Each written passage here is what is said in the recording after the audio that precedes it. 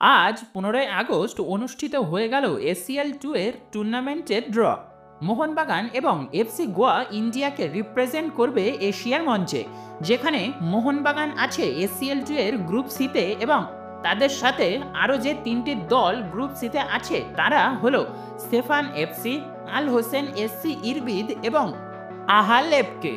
তো আজকের এই ভিডিওতে আমরা জেনে নেব মোহনবাগানের প্রতিপক্ষ এই তিন দলের স্ট্রেংথ ও উইকনেস এবং মোহনবাগানের পরবর্তী রাউন্ডে কোয়ালিফাই করার কতটা চান্স আছে সেই সম্পর্কিত সমস্ত তথ্য। তো এই চ্যানেলে যারা নতুন আছেন সকলেই চ্যানেলটিকে সাবস্ক্রাইব করে রাখুন এবং ভিডিওটিকে একটা করে লাইক করে দিন। তো প্রথমেই আমরা যে দলটিকে নিয়ে আলোচনা করব সেটি হলো ইরানের দল সেফানকে নিয়ে। তো এই দলটির মার্কেট ভ্যালু 122 কোটি টাকা, মূলত 4-2-3-1 ফরমেশনে খেলে থাকে এবং এই দলটি লাস্ট সিজনে পার্সিয়ান গালফ প্রো লিগের রানার আপ হয়েছে, যেখানে তারা 30টি ম্যাচে 16টিতে জয়ী হয়েছে এবং 12টি ড্র করেছে। তার দরুন তারা কোয়ালিফাই করে এসিএল এলিটের কোয়ালিফাইং রাউন্ডে, যেখানে তারা ম্যাচটি হেরে গিয়ে কোয়ালিফাই করে এসিএল-2তে। তো আসুন এবার দেখে নেই এই দলটির স্ট্রেংথ। এই দলটির হোম রেকর্ড খুবই ভালো। লাস্ট সিজনে তারা হোম ম্যাচে একটিও ম্যাচ হারেননি। এছাড়াও তাদের ডিফেন্স যথেষ্ট শক্তিশালী এবং লাস্ট সিজনে টানা 9টা ম্যাচ উইনিং স্ট্রিকও ছিল তাদের। তো এবার জেনে নেই তাদের উইকনেস। দলটির অ্যাওয়ে ম্যাচের রেকর্ড খুব একটি ভালো নয়। এছাড়াও গোল করতে ভরসা শুধুমাত্র স্ট্রাইকাররা, যদিও তার মধ্যে লাস্ট সিজনে তাদের আক্রমণ ভাগের 8 জন প্লেয়ার থেকে 5 জন প্লেয়ার দল ছেড়েছে এবং লাস্ট সিজনের 32 জনের স্কোয়াড থেকে 15 জন দল ছেড়েছে। এছাড়া দলটির রেড কার্ড খাওয়ার প্রবণতা খুবই বেশি। প্রায় প্রত্যেকটি ম্যাচেই তাদের একটা করে রেড কার্ড আছে, সুতরাং তারা যথেষ্ট ফিজিক্যালি ফুটবল খেলেন সেটি বলা যেতেই পারে। লাস্ট সিজন থেকে এই স্টেফান এফসি দল যথেষ্ট উইক আছে, যদিও যারা আছে তারা যথেষ্ট ভালো প্লেয়ার, তবুও তাদের মধ্যে এখনও সেই কম্বিনেশনটি গড়ে ওঠেনি। তো এরপরে যে দলটিকে নিয়ে আমরা কথা বলবো সেটি হলো আল হোসেন এসসি ইরবিদ। জর্ডানের এই দলটি তাদের টপটা লিগের লাস্ট সিজনের চ্যাম্পিয়ন এবং তার দরুন তারা কোয়ালিফাই করেছে এসিএল-2তে।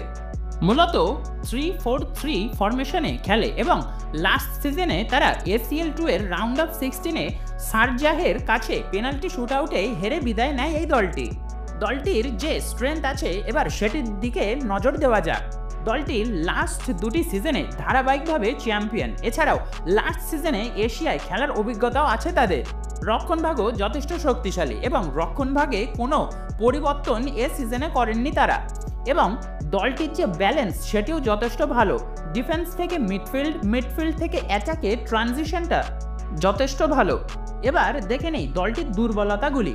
স্টেফান এসসির মতো এই আল হোসেন এসসিরও অ্যাটাকের 8 জন প্লেয়ার এবছর দল ছেড়েছে, তার পরিবর্তে হয়েছে নতুন ইনক্লুশন, সুতরাং কম্বিনেশন নতুন এবং রিক্রুট হয়েছে নতুন ম্যানেজারও। তাই তাদের এই ম্যানেজারের স্টাইল মানাতে সময় লাগবে এবং এটিকে কাজে লাগাতে হবে মোহনবাগানকে। তো এরপর যে দলটিকে নিয়ে কথা বলবো সেটি আহাল এফকে নিয়ে। তুর্কমেনিস্তানের এই দলটি প্রিলিমিনারি কোয়ালিফায়ার জিতে এসিএল-2তে কোয়ালিফাই করেছে। আসুন জেনে নিই এই দলটির স্ট্রেংথ। দলটির রেগুলার সেকেন্ড পজিশনে ফিনিশ করে তাদের লিগে এবং দলটির রেগুলার ফাইনালিস্ট। দলটির মার্কেট ভ্যালু 3 কোটি টাকা।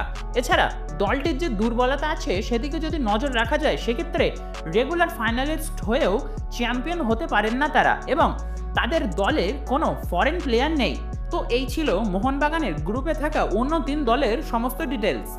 গ্রুপ পর্বের ম্যাচ শুরু হবে 16ই সেপ্টেম্বর থেকে এবং গ্রুপ পর্বের ম্যাচ শেষ হবে 24শে ডিসেম্বর।